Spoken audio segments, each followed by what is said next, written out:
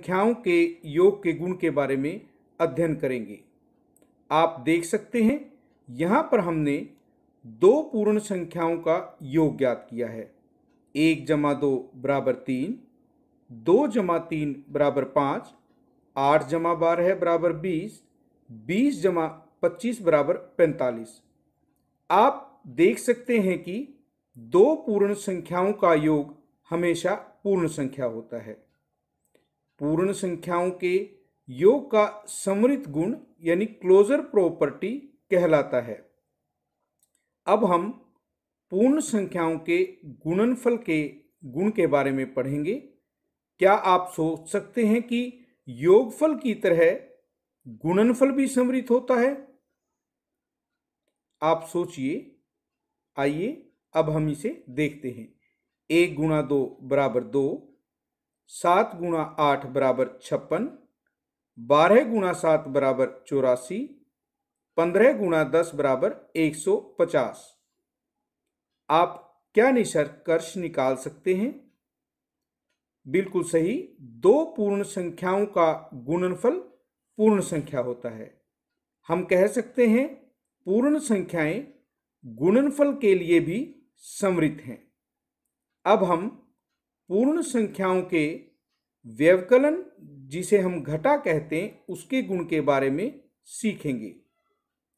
सबसे पहले हम देखते हैं 7 घटा 5 बराबर 2, 50 घटा 8 बराबर 42। यानी जब हम बड़ी पूर्ण संख्या में से छोटी पूर्ण संख्या को घटाते हैं तो हमें एक पूर्ण संख्या प्राप्त होती है। परंतु यदि हम 5 में से 7 को घटाएं, क्या हमें पूर्ण संख्या प्राप्त होगी? या 7 में से 15 को घटाएं, क्या हमें पूर्ण संख्या प्राप्त होगी? नहीं। तो हम इससे निष्कर्ष निकाल सकते हैं कि दो पूर्ण संख्याओं का अंतर हमेशा पूर्ण संख्या नहीं होता। पूर्ण संख्याएं व्यवकलन के अंतर्गत समृद्ध नहीं होती। आइए अब हम पूर्ण संख्याओं के विभाजन यानी भाग के गुण के बारे में पढ़ते हैं।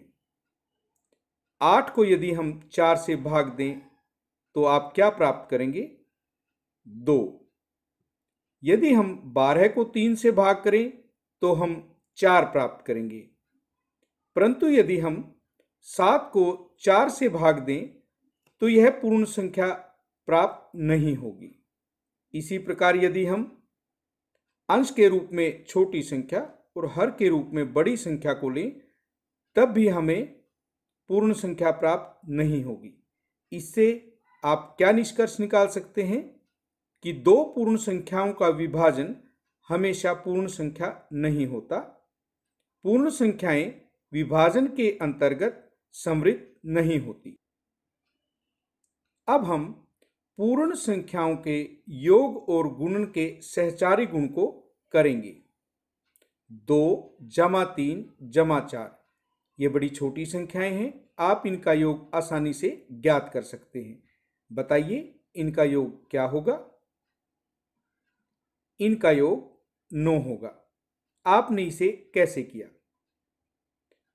पहले हम 2 और 3 को जोड़ें और उसमें 4 जोड़ दें तो हमें 5 जमा 4 9 प्राप्त होगा। उसे हम इस प्रकार दिखा सकते हैं। हमने 2 बिंदु और 3 बिंदुओं को पहले इकट्ठा किया, वो 5 बिंदु हैं। उसके बाद हम उसमें 4 बिंदु यदि जोड़ते हैं, कुल बिंदुओं की संख्या हमारे पास 9 होगी। यदि हम 2 में 3 और 4 के योग को जोड़ें तो हम कह सकते हैं 2 जमा 7 बराबर 9। वो इस प्रकार होगा, हम 3 और 4 बिंदुओं के योग को 2 बिंदुओं में जोड़ेंगे तब भी हमें 9 प्राप्त होगा। इसे हम पूर्ण संख्याओं के योग का सहचारी या साहचर्य गुण कहते हैं। इसी प्रकार हमारे पास पूर्ण संख्याओं का क्रम विनिमयता का नियम होता है, यानी हम जब पूर्ण संख्याओं के क्रम को बदल दें तो भी उनका योग वही रहता है। आइए अब हम गुणनफल के बारे में देखते हैं। 2 गुणा 3 गुणा 4। क्या आप बता सकते हैं इनका गुणनफल क्या होगा? इनका गुणनफल 24 होगा। आपने इसे कैसे किया? सबसे पहले हम 2 और 3 की गुणा करके उसे 4 से गुणा कर सकते हैं, जो कि 6 गुणा 4 बराबर 24 होगा। इसे हम इस प्रकार से दिखा सकते हैं। यहाँ पर 4 भाग दिखाए गए हैं। प्रत्येक भाग में 2-2 बिंदुओं की 3 पंक्तियां हैं। तो 2 गुणा 3 हमारे पास प्रत्येक भाग में 6 बिंदु हैं और 4 भाग में हमारे पास 6 गुणा 4 बिंदुओं की संख्या 24 होगी। दूसरा हम इसे इस प्रकार से कर सकते हैं। 3 और 4 के गुणनफल को 2 से हम गुणा कर सकते हैं। 2 गुणा 12 24 होगा, जो हम इस प्रकार से दिखा सकते हैं। यहाँ 3-3 बिंदुओं की 4 पंक्तियां हैं, इसीलिए एक भाग में 12 बिंदु हैं और इस प्रकार के हमारे पास 2 भाग हैं, यानी बिंदुओं की संख्या 2 गुणा 12 24 होगी। इसे हम पूर्ण संख्याओं के गुणन का सहचारी या साहचर्य गुण कहते हैं। इसी प्रकार हमारे पास पूर्ण संख्याओं के क्रम विनिमयता का गुण होता है। यदि हम पूर्ण संख्याओं के क्रम को बदल दें तो भी हमारे पास गुणनफल वही रहता है। आइए अब हम शून्य के गुण के बारे में पढ़ते हैं। किसी भी संख्या में शून्य को जोड़ने पर हमें वही संख्या प्राप्त होती है। उसके बाद हमारे पास 3 संख्याएं दी हुई हैं, जिनमें इकाई और दहाई के स्थान पर शून्य है। इस प्रकार के जब हमारे पास प्रश्न होंगे तो हमें देखना है हम किस प्रकार जल्दी से उन्हें कर सकते हैं। यहाँ तीनों संख्याओं में इकाई और दहाई के स्थान पर शून्य है, इसीलिए सबसे पहले हम उनके योगफल में शून्य लेंगे, जो कि इकाई और दहाई के स्थान पर होगा। उसके बाद हम बचे हुए अंकों को जोड़ेंगे। हमारे पास 2, 18 और 62 है।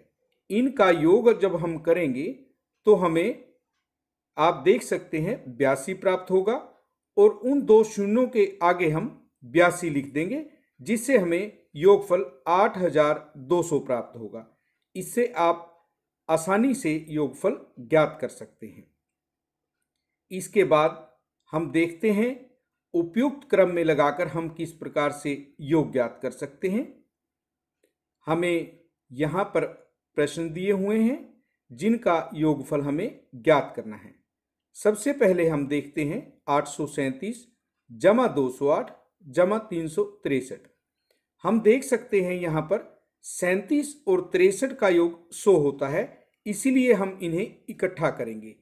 800 और 300 1100, 37 और 63 का 100, तो इनका योग हुआ 1200 और हमारे पास है 208। जब हम इनका योग करेंगे तो हम बिना लिखे भी ज्ञात कर सकते हैं। 1200 में 200 जोड़ेंगे तो 1400 और 8 हमारे पास और हैं, तो इनका योग 1408 होगा, जो करना बड़ा आसान होगा। इसीलिए हम इन्हें इस क्रम में रखेंगे ताकि हमारे पास संख्याओं का योग हमारे आसानी से ज्ञात किया जा सके। दूसरे भाग में हम 62 और 38 को जोड़ सकते हैं, जिनका योग 100 बनता है। 53 और 47 का योग भी 100 होता है। हम उसे इस प्रकार क्रम में रखेंगे। यहाँ पर जब हम 1900 में 1500 जोड़ेंगे तो हम कह सकते हैं 3400। 62 और 38 को जोड़ेंगे तो 100 वहाँ से प्राप्त होगा और इनका योग 3500 बनेगा। इसी प्रकार 400 और 600 हमारे पास 1000 होगा। 53 और 47 का योग 100, यानी हमारे पास 1100। जब हम उसे जोड़ेंगे तो 3500 जमा 1100 हमारे पास जोड़ होगा 4600। उसके बाद हम उपयुक्त क्रम में लगाकर मान ज्ञात करना सीखेंगे। सबसे पहले आप देख सकते हैं हमें प्रश्न दिए हुए हैं, जिनमें कुछ संख्याएं जमा की और कुछ संख्याएं घटा की हैं। हम इन्हें उपयुक्त क्रम में लगाएंगे। सबसे पहले 237 और 363 को जोड़ेंगे। उसके बाद हम 150 और 250 का योग करके पहले वाले योग में से घटाएंगे। आप पहले वाली संख्याओं का योग देख सकते हैं, 600 होगा, और उसमें से जब हम 400 को घटाएंगे हमें 200 प्राप्त होगा। दूसरे भाग में हम पहले जमा वाली संख्याओं को क्रम में लगाएंगे, उसके बाद घटा वाली संख्याओं के क्रम को लेंगे। अब हम देखेंगे 1962 में 1538 को जोड़ने पर हमें क्या प्राप्त होगा। 3500, 453 और 647 को हमें घटाना है। उन दोनों का योग घटा 1100 है। जब हम 3500 में से 1100 यानी 1100 को घटाएंगे हमें 2400 प्राप्त होगा। अब हम देखते हैं, हमें मान ज्ञात करना है जिसमें हमें वितरण दिया हुआ है। यह संख्याओं के वितरण का गुण है। यहाँ 297 को 17 से गुणा किया गया है, जमा 297 को 3 से। अब यहाँ पर हम देखेंगे कि 297 संख्या हमारी दो जगह है। हम 297 को बाहर लेंगे और हम देखेंगे इस 297 को 17 और 3 में वितरित किया गया है। यह संख्याओं का वितरण गुण है।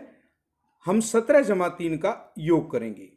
आप देखेंगे 297 को यदि हम 20 से गुणा कर दें तो वही मान होगा जिसे हम यदि 297 को पहले 17 से गुणा करके और फिर 3 से गुणा करके उसे जोड़ते हैं, तो हम यहाँ पर 17 और 3 की गुणा अलग अलग करने की बजाय 17 और 3 का योग करेंगे जो 20 होगा और उसे 297 से गुणा करेंगे।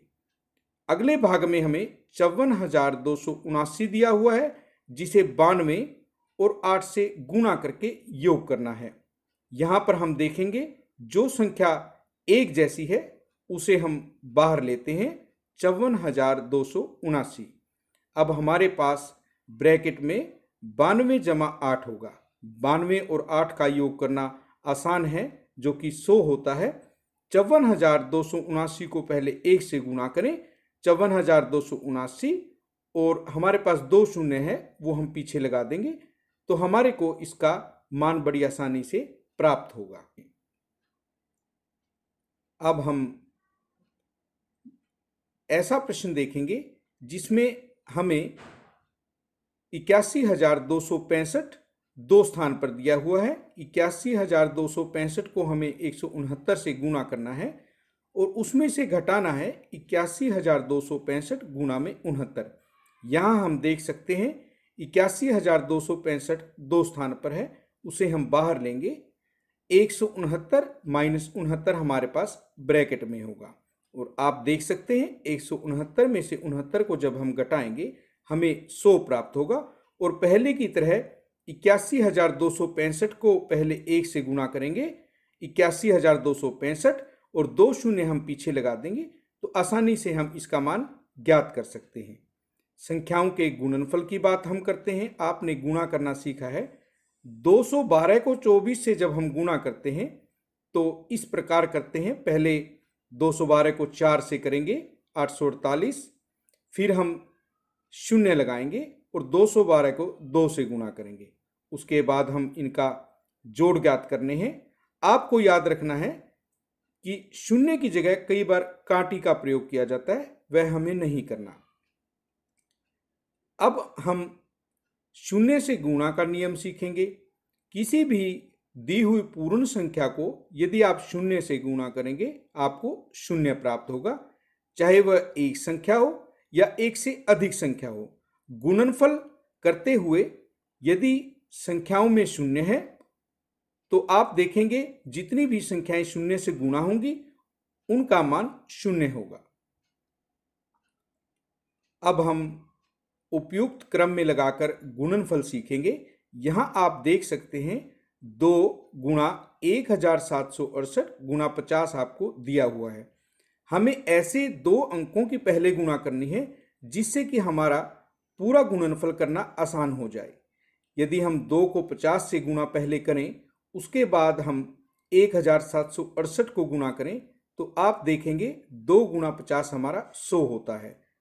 गुणा में 1768, 1768 को जब हम 1 से गुणा करेंगे 1768 और 2 शून्य हमारी पीछे लग जाएंगी। इस प्रकार हम उपयुक्त क्रम में लगाकर मान को आसानी से ज्ञात कर सकते हैं। 4 गुणा 166 गुणा 25। हमें 4 और 25 का गुणनफल आसानी से ज्ञात करना आता है, तो सबसे पहले हम 4 गुणा 25 गुणा 166 इस प्रकार क्रम में लगाएंगे। 25 गुणा 4 100 गुणा में 166। 166 को 1 से गुणा किया 166 और 2 शून्य हमारी पीछे लग जाएंगी। अब हम वितरण के गुण की सहायता से गुणा करेंगे। 738 गुणा 102। हम इस 102 को 2 भागों में बांट लेंगे, 100 जमा 2, क्योंकि हमें 100 से गुणा करना और 2 से गुणा करना आसानी से आता है। पहले 738 को हम 100 से गुणा करेंगे, जमा 738 को 2 से गुणा करेंगे। 738 को 1 से गुणा करने पर 738 और 2 हमारे पास शून्य होंगी। 738 को 2 से हम आसानी से गुणा कर सकते हैं, 1476। फिर हम इनका योग ज्ञात करेंगे।